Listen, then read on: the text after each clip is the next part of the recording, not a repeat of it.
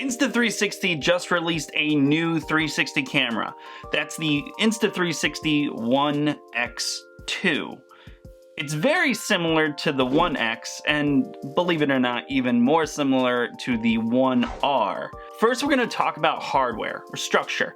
So this camera is a major upgrade from the original X and the R. This camera doesn't require any casing to keep it waterproof up to 10 meters, which is great. One of those things in using the original X was you needed an external housing. The Insta360 One R was supposed to be only waterproof while using the external housing as well. I always felt that the housing on the Insta360 One R was a little bit strange to say that that's what kept it waterproof. I always felt that components were able to see water, and it was definitely a liability to be able to put it in water to begin with. While I've never used the Insta360 X or X2, I do like the hardware a little bit better than the modular system of the R. I think that sleeker, smaller design would fit my personality a little bit better. Where I don't like to set up, I like to run and gun and shoot, make content and take photos right in the moment. This camera in particular feels like it would be a better fit of that compared to the R. The next thing we're going to talk about is upgrades, and one of the most simple upgrades that this camera took was upgrading to a USB-C charge. It's nice to carry a variety of different cameras in your bag, and if they all charge the same way, that's great. Keeping a GoPro and an Insta360 product in that charge the same USB-C is key. And like I mentioned firstly, being able to have a waterproof camera is a major upgrade, in my humble opinion. Another pretty cool addition to this camera is that they added 4 microphones, one on each side, which in theory allows us to capture 360 audio. Now, I haven't been able to test the 4 microphones yet, but it's something I look forward to other reviewers and creators checking out. The audio quality for the Insta360 One R was just poor, even though the camera did offer some internal settings to help curb or band-aid wind effect. In my opinion, it just wasn't good.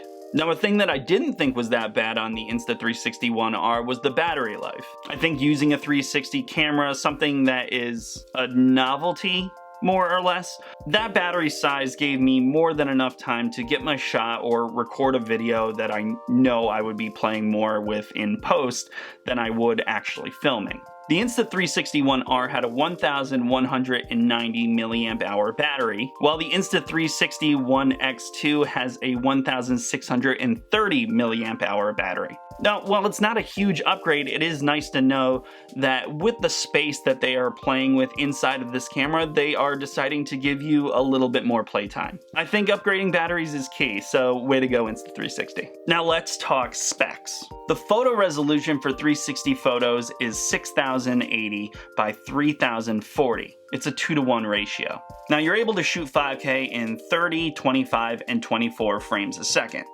4K at 50 frames and 30 frames, and 3K, which is kind of strange, at 100 frames per second. Now, keep in mind that 5K, 4K, and 3K are for the entire 360 realm. So that's actually the same specs as the Insta360 One R. There has been no spec upgrade, and when you start going into slow-mo frames like a 3K 100 frame, you're actually losing quality in the overall 360 image. Now, knowing that Insta360 was putting out a new camera, one of my hopes was that it would be an 8K resolution video in any frame, but obviously we're not there yet. So if that's something that you're looking for with the camera, unfortunately you're gonna have to look somewhere else. There's been one default upgrade for the Insta360 X2, and that is something that they call Pure Shot. It's a 9-shot bracketed raw photos stitched together in HDR to make one super high-def photo image.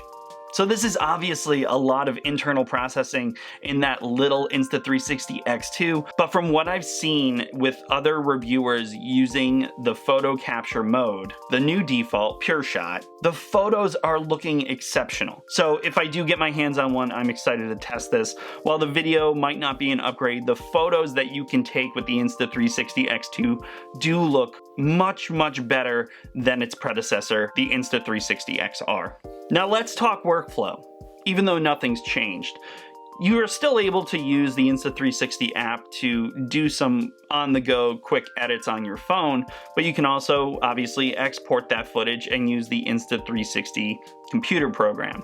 Now, I'll admit, when I first started using the program both on my phone and on the computer, I wasn't a fan, and I think they have done a lot of upgrades since I have used that, which is nearing probably 6 to 8 months ago. The one thing about phone editing is that if you have an older phone, like I do, I currently have the iPhone 7 Plus, processing is very, very slow and will drain your battery very, very fast. You have to keep in mind that the file size that you are recording with a 360 5K image take up a lot of processing power, take a lot of battery, and on older chips like an iPhone 7 Plus, it's not going to be the quickest. Now, while I edit in Final Cut Pro, I will say after spending a little bit more time in the app, I did find it super useful, and compared to other 360 products, I have heard that the Insta360 app is by far one of the best. Now, before we get into the last thing, I want to bring up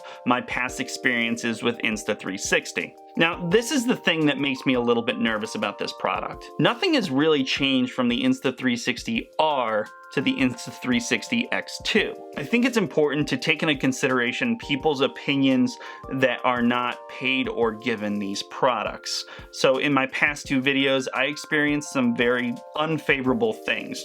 One was moisture on the inside of my camera's lens, which I was told by customer service was a normal thing, and then to curb or band-aid fix it, we would have to put on lens guards. The customer service in general for me has not been favorable. They're very hard to get a hold of, they do not contact you back, they will ghost you, and they will make you jump through hoops and pretty much never take back a product. So my suggestion is, if you buy the Insta360 X2, do it via a place that has a better return policy if it's not a good fit for you. I suggest Amazon or B&H. I'll throw links below for you guys to look into that, but that's it. That's my opinion and my experiences. I go a little bit more in depth with them. I get a lot more saltier in my old videos. I'll make sure to throw them at the end of this video, which by the way is coming up, but let's talk price. The price of this camera is super similar to its predecessor as well, the XR,